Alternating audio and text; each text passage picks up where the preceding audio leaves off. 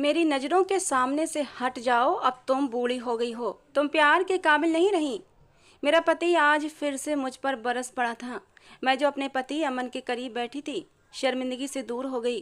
मेरा कसूर सिर्फ वो इतना था कि मैं अमन के पास बैठकर उससे समय न देने का गिला कर बैठी थी, और वो तो मेरा शिकवा सुनते ही गुस्से के मारे फट पड़ा था।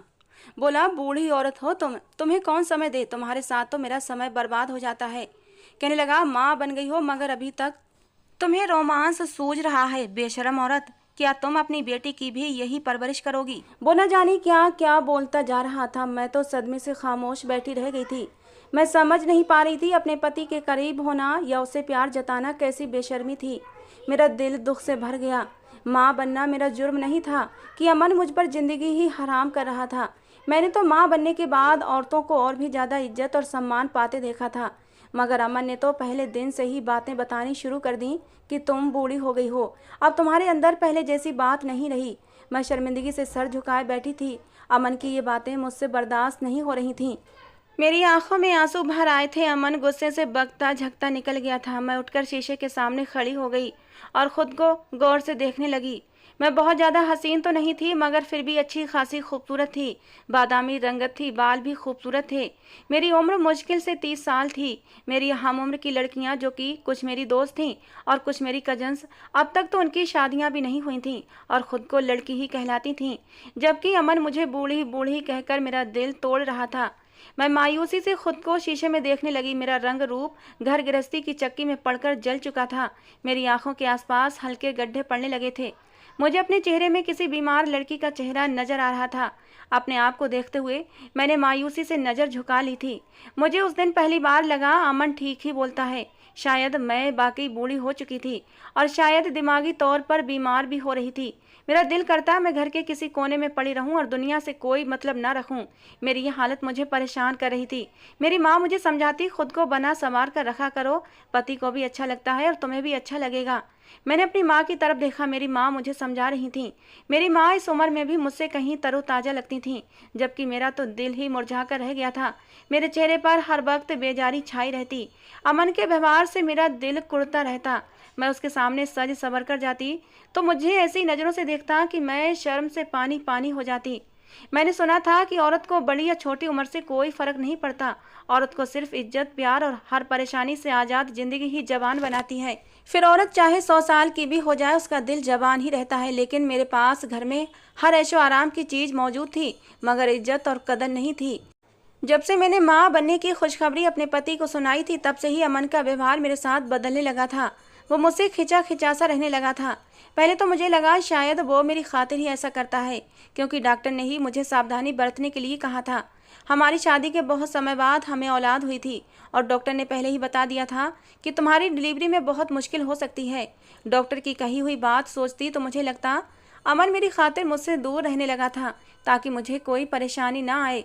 उस समय प्रेगनेंसी में मैं चिड़चिड़ी और बेदिल सी रहने लगी थी, मगर अमन मुझे ध्यान देने की बजाय दिन ब दिन अजनबियों की तरह होने लगा था। मैं अपना काम करती और अपने कमरे में बंद हो जाती। कुछ भी अच्छा नहीं लगता था, इसलिए उस समय मैंने अमन का व्यवहार महसूस नहीं किया था। मगर बेटी की पैदाइश के बाद मैं अपने पति की बेरुखी महसूस करने लगी थी। ऐसा भी नहीं था कि मेरे पति को बेटी की पैदाइश से कोई प्रॉब्लम थी। मुझे वो पल याद थे जब हमारी बेटी को उठाकर अमन कितना खुश हुआ था। बेटी की पैदाइश पर अमन ने पूरे मोहल्ले में मिठाई बांटी थी। वो बेटी को पाकर बहुत खुश था, यहाँ तक कि अपनी बेटी का नाम भी उसने खुद ही रखा था। लेकिन इस सारे समय में उसने मेरी तरफ देखना भी गवारा नहीं किया था और ना ही मुझे ध्यान दिया था। कमजोरी की वजह से मैं बिस्तर पर पड़ी थी। मुझे ध्यान और प्यार की ज़रूरत थी, मगर अमन को जैसे मेरा होना नजर ही नहीं आता था। डॉक्टर मेरा ध्यान रखने के लिए बोलते तो अमन मुझे बातें सुनाने लगता। कहता, तुम जैसी बूढ़ी औरतों की यही प्रॉब्लम होती है। एक बेटी पैदा हुई है और 100 बीमारियां तुम्हारे शरीर में घर करने लगी हैं। कमजोरी आने लगती है तुम्हें। मुझे बेटी की पैदाइश के बाद कमर दर्द की शिकायत रहने लगी थी। डॉक्टर ने हल्की फुल्की एक्सरसाइज करने के लिए कहा था, लेकिन मैं हर वक्त पड़ी रहती थी। कुछ भी करने का मन ही नहीं होता था। अमन और भी ज़्यादा बेजार हो गया था। बोला, घर आते ही तुम्हारी हाय हाय सुनता हूँ। लगता है पत्नी नहीं, बूढ़ी औरत घर में पड़ी है। दिन भर बाहर का थका हारा आता हूँ, लेकिन घर आकर और भी ज़्यादा दिमाग खराब होता है। जब घर में तुम जैसी बीमार औरत को देखता हूँ, मैं उसकी बातें चुपचाप सुनती रहती। अमन को देखती तो मुझे वो अभी जवान नजर आता था, हालांकि मुझसे उम्र में बड़ा था, लेकिन पता नहीं मेरे साथ ही क्या प्रॉब्लम थी। मैं अपनी उम्र से कुछ ज़्यादा ही बड़ी लगने लगी थी। शायद मैं कुछ ज़्यादा ही टेंशन लेने लगी थी। अमन तो मुझसे भी छोटा नजर आता था। हर वक्त तो फिटफाट रहता, खुद की देखभाल करता, कभी किसी कमजोरी या बीमारी में नहीं पड़ा था। मैं औरत थी, मेरी कमजोरी से बुखार खाने लगा था। उसे एकदम फिटफाट लड़कियां पसंद थीं जिनका फिगर देखने लायक हो, और मैं तो बच्चा पैदा करने के बाद अपना फिगर खो बैठी थी। अपनी खूबसूरती भी ख़त्म कर चुकी थी। रही सही कसर टेंशन ने पूरी कर दी थी। मेरे चेहरे की चमक छीन ली थी और अमन को लगता था ये सब कुछ मेरी बढ़ती उम्र की वजह से हुआ है। वो मेरे करीब आता तो मेरी तरफ से बेजार सी नज़र डालता और मेरे पास सोई हुई अपनी बेटी को उठाकर उसे प्यार करता। मैं हैरत से अमन को देखती रह जाती। उसे एहसास नहीं था कि उसे बेटी जैसी सौगात देने की वजह मैं थी। मैंने ही इतनी मुश्किल उठाई थी, मगर अमन को इस बात की कोई परवाह ही नहीं थी। उल्टा मैंने आज उसके करीब होने की कोशिश की तो उसने मुझे झटक दिया और बोला, हर वक्त मेरे सर पर सवार रहती हो। अब तुम बेटी की माँ बन गई हो, थोड़ा हद में रहा करो। तुम्हारी उम्र ऐसे नखरों की इजाज़त नहीं देती। मैं तो पहली बार अमन के मुंह से ऐसे शब्द सुनकर हक्का बक्का रह गई थी। विश्वास नहीं कर पा रही थी कि एक बेटी की पैदाइश से अमन मुझे बूढ़ी बूढ़ी कहने लगा था। मुझे हर वक्त मेरी उम्र का ताना देने लगा था।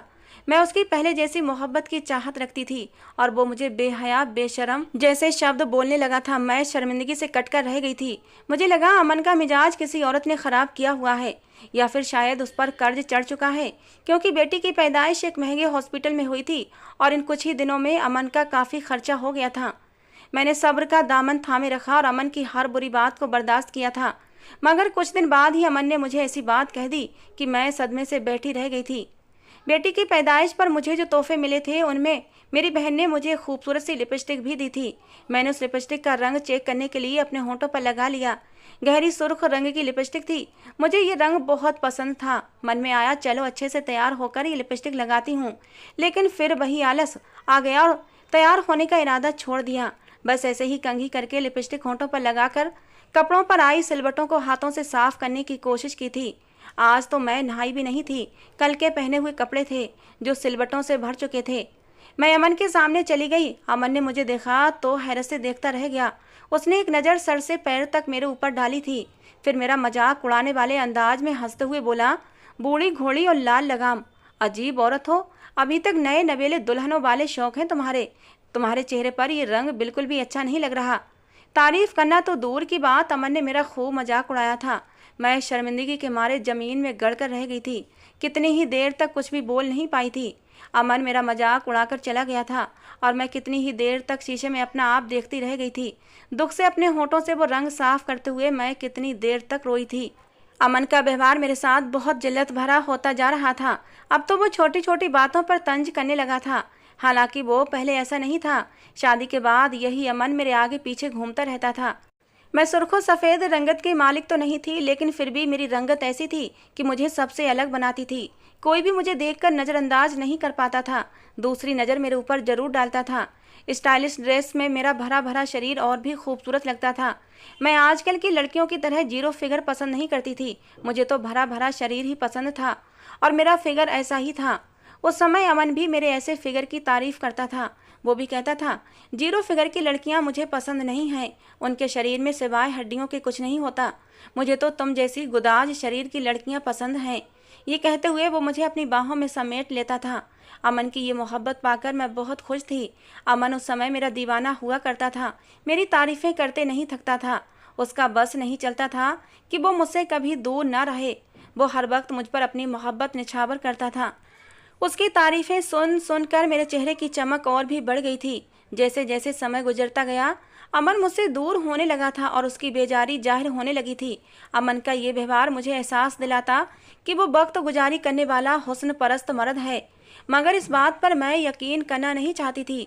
जानबूझकर मैं इस बात को झुठलाना चाहती थी, क्योंकि ये बात मेरे लिए तकलीफ़ का कारण थी कि मेरा पति सिर्फ अपनी शारीरिक सुकून के लिए मेरे करीब होता था और दिल भर जाने पर दूर हो जाता था। मैं जानती थी ऐसे भी मर्द होते हैं जो खूबसूरत औरतों के साथ वक्त गुजारी करते हैं और उनका दिल भर जाए तो वो उनसे दूर भी हो जाते हैं, मगर ऐसा गैर औरत के साथ किया जाता है। मैं तो उसकी पत्नी थी। कमज़ोर और नाजायज़ रिश्ते में एक दूसरे को छोड़ना बहुत आसान होता है, मगर पत्नी के साथ ऐसा करने वाले मर्द मैंने बहुत कम देखे थे, वो भी जब तक मैंने उसे औलाद जैसी खुशी दी थी। मैं उसके लिए खिलौना थी जिसे उसने इस्तेमाल किया और ख़राब होने पर फेंक दिया। ऐसा नहीं था कि वो अब तक मेरे करीब नहीं आता था। जब जब उसको ज़रूरत महसूस होती थी वो रात को मेरे करीब आता था और अपनी शारीरिक ज़रूरत पूरी करके मेरी तरफ से करवट लेकर सो जाता था, और यह एहसास मेरी इज्जत को रौंद रहा था। कुछ मेरी भी लापरवाही थी और कुछ अमन के व्यवहार ने भी मुझे बदल कर रख दिया था कि मैंने सजना संवरना ही छोड़ दिया। मैं बहुत ही नाजुक तबीयत की लड़की थी। पति की मोहब्बत और प्यार और ध्यान मुझे जिंदा रखे हुए थे, मगर अब ऐसा लगने लगा था जैसे मैं अंदर से मर चुकी थी। मैंने खुद को घर के कामों में बिजी कर लिया था। सोचा था कुछ समय बाद अमन खुद ही मेरी तरफ लौट आएगा।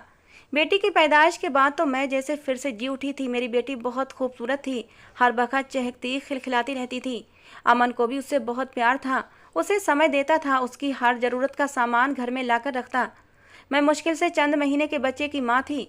मेरी खूबसूरती घर संभालने और माँ बनने के चक्कर में ख़राब हो गई थी, मगर मुझे लगता था अमन बेटी को प्यार करता है तो मेरे लिए इतना ही काफ़ी है, कम से कम वो घर से जुड़ा हुआ है। लेकिन ऐसा नहीं था। मैं आम सी औरत थी, प्यार की भूखी थी। जब खुद को भुलाकर घरदारी में बिजी रहती तो दिल चाहता कि पति मेरी तरफ ध्यान दे, मुझे प्यार करे। मैं थक जाऊं तो मेरे पास बैठकर मेरा सर अपने कंधे पर टिकाकर कहे, पूरा दिन काम मत किया करो, कुछ आराम भी कर लिया करो। कभी कभी मेरा धन्यवाद भी क्या करे कि मैं उसका घर संभाल रही हूँ, उसके बच्चे को संभाल रही हूँ। लेकिन अमन के अंदर ऐसे कोई भी एहसास नहीं थे। वो हर वक्त मुझे बुढ़ी बुढ़ी कहता रहता तो मेरे दिल पर छुरियाँ चला जाती थीं। अमन से बात करने की कोशिश भी करती तो वो मुझे जवाब देना भी गवारा नहीं करता। कभी कभी तो मेरा दिल मुझे बगावत पर उकसाने लगता था। मुझे लगता जब अमन को मेरी परवाह नहीं तो मैं क्यों उसकी परवाह करूं। मेरी उम्र अभी सिर्फ 30 साल थी, अभी से मैं अपने ऊपर बुढ़ापा क्यों ला दूं। मेरा दिल दूसरे गैर मर्दों की तरफ खींचने लगता। मैं खुद को सजा संवार कर अपना आप दूसरे मर्दों को दिखाती तो मुझे कहीं ज़्यादा तवज्जो और ध्यान मिलता। कभी कभी मुझे शैतान उकसाता कि मैं अमन को सबक सिखाने के लिए ये सब करूं, अमन को एहसास दिलाऊं कि मैं अभी जवान हूं, जिसे कोई भी मर्द चाह सकता है। मगर मैं मुश्किल से खुद को इन नाजायज़ कामों से रोके रखी थी और ख़ुद को पाप से बचा रखा था, क्योंकि मैं एक बच्ची की माँ बन चुकी थी। मैंने अमन से झगड़ा भी किया, उसे एहसास दिलाया कि अगर मैं बूढ़ी हूँ तो तुम भी जवान नहीं हो, मुझसे 5 साल बड़े हो। कहने लगा, मर्द कभी बूढ़ा नहीं होता, ये तो औरत होती है जो बूढ़ी हो जाए तो किसी काम की नहीं रहती। मैं हैरत से अमन को देखती रह गई। उसके शब्द किसी जाहिल गंवार मर्द जैसे थे। मेरे हर वक्त की बहस और लड़ाई पर उसने घर से धीरे धीरे गायब रहना शुरू कर दिया। सुबह घर से निकलता तो रात देर से लौटता था। मैंने एक दिन अमन से लड़ते हुए कहा कि मैं इस घर को संभालती हूँ, तुम्हारी ज़रूरत का ख्याल रखती हूँ, तुम्हारी बेटी को संभालती हूँ, फिर भी तुम्हें मेरा जरा भी एहसास नहीं है। तुम्हें मेरी इतनी भी कदर नहीं कि कभी कभी मेरी थकान बांट लो, मेरा ख्याल रखो। मुझे 2 बोल मोहब्बत के बोल दिया करो तो मेरी सारी थकान उतर जाए। मुझे एहसास दिलाओ कि मैं तुम्हारी पत्नी हूँ और तुम मुझसे मोहब्बत करते हो। मुझे तुमसे कुछ और नहीं चाहिए। मैं इस घर की नौकरानी नहीं हूँ जो दिन भर काम में लगी रहती हूँ, तुम्हारी पत्नी हूँ। पत्नी और नौकरानी में यही फ़र्क होता है, उसे काम करने के बाद सिर्फ पैसे की चाहत होती है, मगर पत्नी पूरे घर के काम के बदले सिर्फ 2 बोल प्यार की भूखी होती है। मैं अमन को समझाने की कोशिश करती, मगर इस बात का वो उल्टा असर लेता। अमन ने उस दिन से घर में खाना खाना भी छोड़ दिया। कहने लगा, तुमसे ये एहसान भी नहीं लूँगा, तुम जैसी औरत 2 वक्त का खाना खिलाकर सारी उम्र जताती रहती हो। जो मैं घर का खर्चा चलाता हूँ, मेहनत करके कमाता हूँ, उसकी तुम्हें कोई परवाह नहीं है। मुझे एहसान फरामोश और ना जाने क्या कुछ कहने लगा। मैं हैरान थी, वो हर बात का उल्टा मतलब क्यों ले रहा था। मुझसे दूर होने के बहाने ढूंढता था। वो धीरे धीरे घर से दूर होता जा रहा था। मैं गुमसुम सी रहने लगी थी। सारा दिन बेटी को संभालती, घर का काम करती, ऊपर से अमन की चिंता सताती। अब तो सच में मैं समय से पहले बूढ़ी होने लगी थी। अपनी बड़ी बहनों से मिलती तो उन्हें देखकर मेरे दिल में टीस उठती थी। मेरी बहनें हर वक्त सजी सबरी खूबसूरत कपड़े पहने अपने अपने पति के दिल पर राज कर रही थीं। उनका दिल करता तो घर में काम करती, वरना पति से कह देती कि वो उनकी थकान का ख्याल करें और उनके घर के कामों में हाथ बटाएं। और उनके पति भी उनका ख्याल रखते थे। मर्द का एक रूप वो था और एक मेरा पति था। उसके व्यवहार की वजह से मैं अपने घर की नौकरानी लगने लगी थी और अपने से बड़ी बहनों से कई साल बड़ी लगने लगी थी। सारा दिन काम काम करके मैं थक गई थी। रात को कमरे में आकर सोती तो अमन मेरे करीब आना भी गवारा नहीं करता, मुझसे दूर दूर रहने लगा था। पहले कभी कभी वो रात को मेरे करीब हो जाता था, लेकिन अब तो ना जाने कब से उसने मेरे करीब आना ही छोड़ दिया था। मेरा दिल मचलता था कि अमन मुझे बाहों में समेट ले तो मेरे पूरे दिन की थकान उतर जाए, लेकिन जैसे ही मैं उसके करीब होती वो मुझे धुतकार देता। मैं समझ नहीं पा रही थी अमन मुझसे दूर क्यों हो रहा था। मैंने वजह जानने की कोशिश भी नहीं की, खुद को हालात के धारे पर छोड़ दिया। यही मेरी गलती साबित हुई थी, जिसका नतीजा मैंने कुछ दिनों में अपने पति के व्यवहार से महसूस किया तो मैं बुरी तरह चौंक गई। अमन काम से वापस आकर नहा धोकर साफ सुथरे कपड़े पहनता और खुशबू लगाकर मुस्कुराते हुए घर से निकल जाता। उसके चेहरे पर वही चमक रहने लगी थी जो हमारी शादी के नए नए दिनों में हुआ करती थी, और वो मेरे आसपास घूमता रहता था। उसका तैयार होकर घर से निकल जाना मुझे चौंका गया था। मैंने बिना पूछे ही जान लिया था कि मेरा पति किसी दूसरी औरत के चक्कर में पड़ चुका है।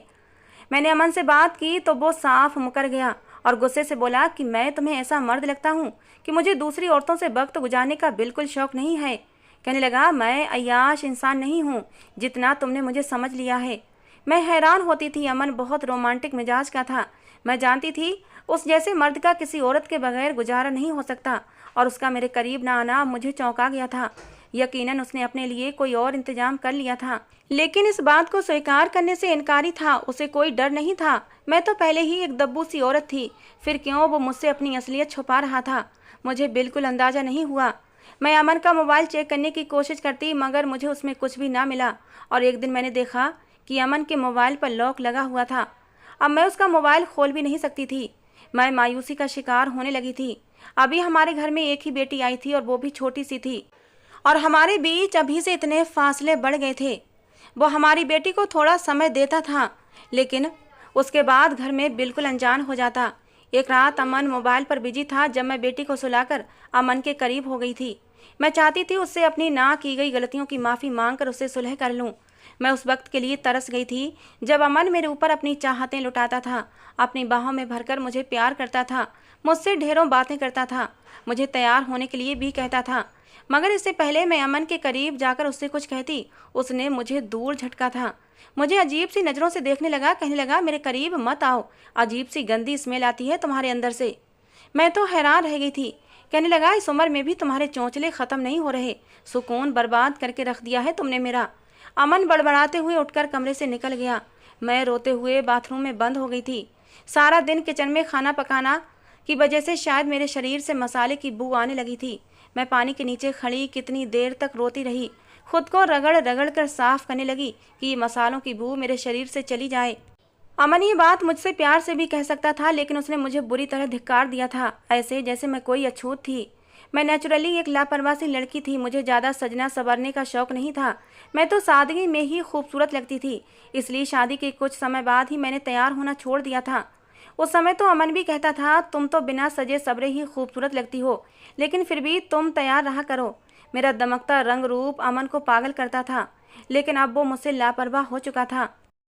एक दिन अमन घर के आंगन में फ़ोन पर किसी से बात करने में बिजी था। मैं वहाँ से गुजरी तो कुछ शब्द मेरे कानों में पड़े थे। मैं अपने नाम पर रुक गई थी। अमन की बातें सुनी तो हैरत और शर्मिंदगी से अपनी जगह जम गई थी। मुझ पर तब अमन के व्यवहार की असल वजह खुली थी। मैं कमरे में जाकर कितनी देर तक सोचों में घिरी रही थी। गुजरे दिनों का जायजा लिया तो सब कुछ साफ होता चला गया। मैं अचानक से एक फैसला करके उठ खड़ी हुई और अपना कुछ ज़रूरी सामान एक बैग में डालने लगी। अमन कमरे में आया तो मुझे देखकर चौंक गया। मैंने उसे कहा कि मैं कुछ समय के लिए अपनी बेटी को लेकर अपनी माँ के पास जाना चाहती हूँ। मैंने उसे इजाज़त मांगती नज़रों से देखा था। मैं जानती थी वो मुझे रोकेगा नहीं, और मेरी उम्मीद के मुताबिक अमन ने मुझे फ़ौरन इजाज़त दे दी थी, जैसे कि वो भी मुझसे जान छुड़ाना चाहता हो। वो अपनी बेटी के बगैर नहीं रह सकता था, मगर उसने फिर भी मुझे रोका नहीं था। मेरा दिल एक बार फिर गम से भर गया था। मैंने कभी सोचा नहीं था मुझ पर ऐसा भी समय आएगा कि वो मेरे बगैर एक पल भी नहीं रह पाता था, और आज इतने आराम से मुझे जाने दिया। मैंने अपना सामान उठाया और अपनी बेटी को गोद में लेकर अपने माँ के घर चली आई।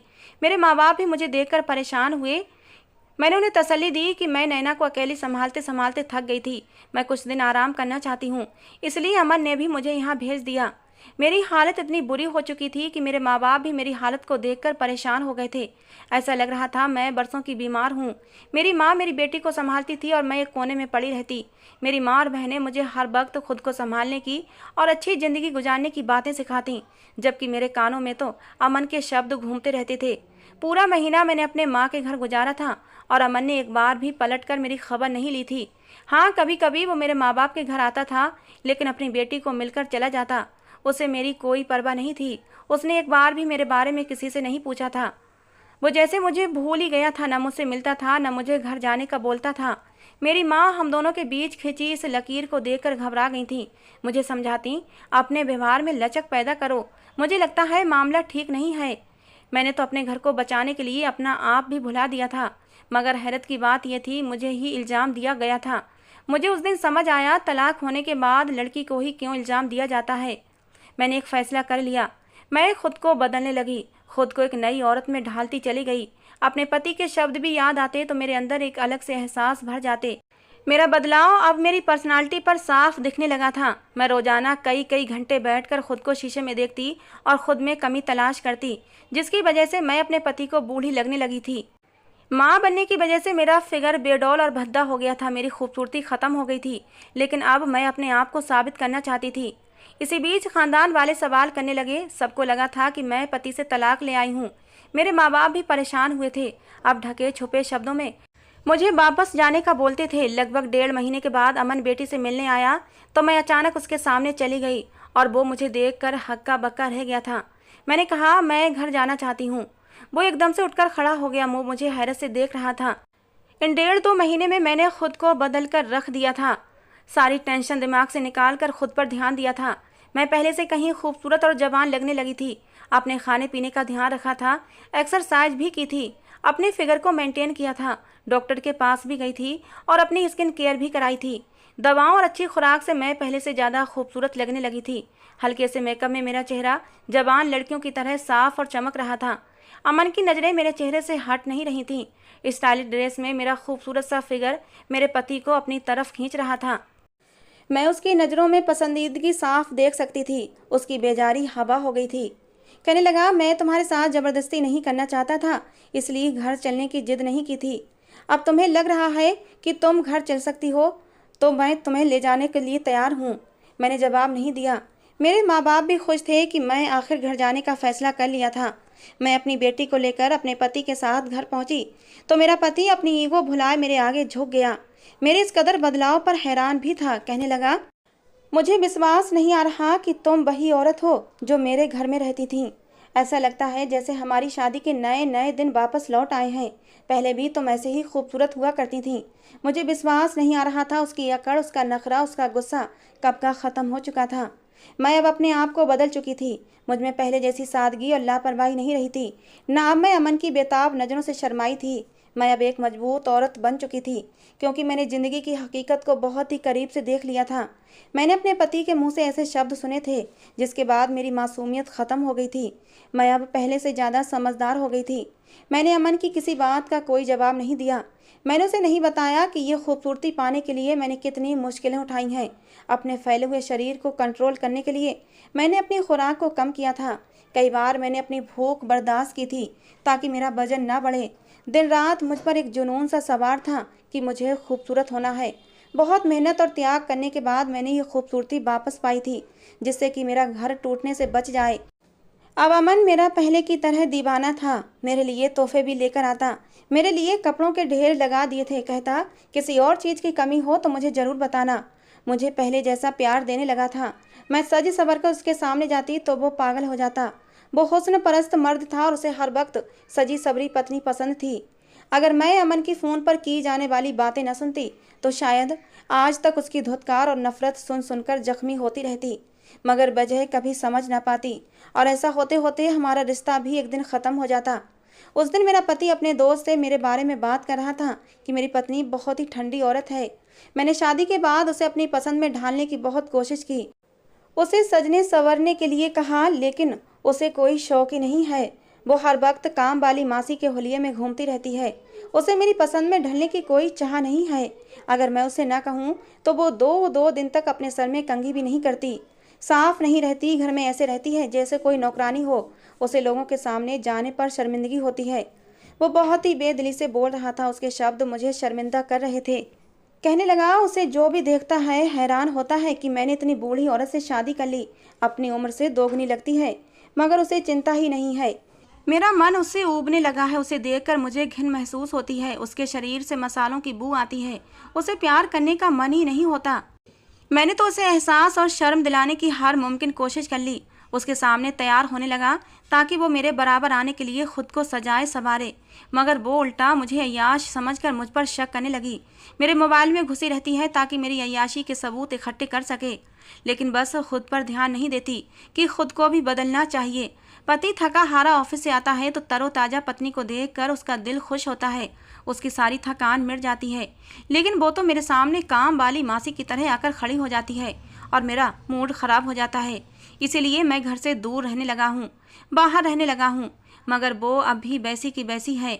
अमन के ये शब्द मुझे एहसास दिला गए थे कि वो शिकायत मुझे अपने पति से थी, वही शिकायत उसे भी मुझसे थी। उसे भी लगता था कि मुझे उसकी चिंता नहीं है। अमन कहने लगा कि पत्नी ऐसी होनी चाहिए जो पति को खुद से बांध ले, और फिर मैं वैसी ही बन गई। अमन को खुद से बांध लिया। गलती मेरी ही थी, मैं ही जिंदगी से कट गई थी। मेरी इतनी उम्र नहीं थी, लेकिन उम्र से पहले ही खुद को बूढ़ा समझ लिया था। सारे शौक ख़त्म कर लिए थे। समय से पहले मैंने खुद को संभाल लिया और मेरा घर टूटने से बच गया था। अमन को कभी मुझसे नफरत थी ही नहीं। वो तो हमेशा से मुझसे मोहब्बत करता था। बस उसे शिकायत ये थी कि मैं खुद पर ध्यान देना छोड़ चुकी थी, लेकिन उसके एहसास दिलाने का तरीका अलग था। लेकिन जो भी था, अमन अपनी जगह सही था। अगर औरत खुद को समय से पहले बूढ़ा समझ ले और पति की पसंद में ढल न सके, तो पति अपनी पत्नी से उकता ही जाता है और फिर वो बाहर मुंह मारने लगता है। लेकिन मेरे मामले में ऐसा नहीं था। मैं लकी थी कि अमन ने कहीं बाहर मुंह नहीं मारा था, बल्कि वो सिर्फ मेरा था। कुछ समय के लिए मुझे सबक सिखाने के लिए मुझसे दूर हो गया था, लेकिन अब मुझे अमन से कोई शिकायत नहीं थी। कभी कभी हम खुद को बेकसूर समझ लेते हैं, मगर तस्वीर का दूसरा रुख देखा जाए तो अक्सर गलती हमारी ही होती है। मैं भी अब इस रिश्ते को बचाना सीख लिया था। हम सबको अपने अपने रिश्ते निभाने के लिए अपने आप को बदलना पड़ता है, और इसमें कोई गलत बात नहीं है। मुझे ये बात देर से समझ आई थी। दोस्तों, ये कहानी आपको कैसी लगी ज़रूर बताना। पसंद आई हो तो प्लीज़ लाइक करना। रोज़ एक नई कहानी सुनने के लिए हमारे चैनल को भी सब्सक्राइब करना। कहानी को पूरा अंत तक सुनने के लिए आप लोगों का बहुत बहुत धन्यवाद। दोस्तों, मिलते हैं अगली किसी नई कहानी के साथ।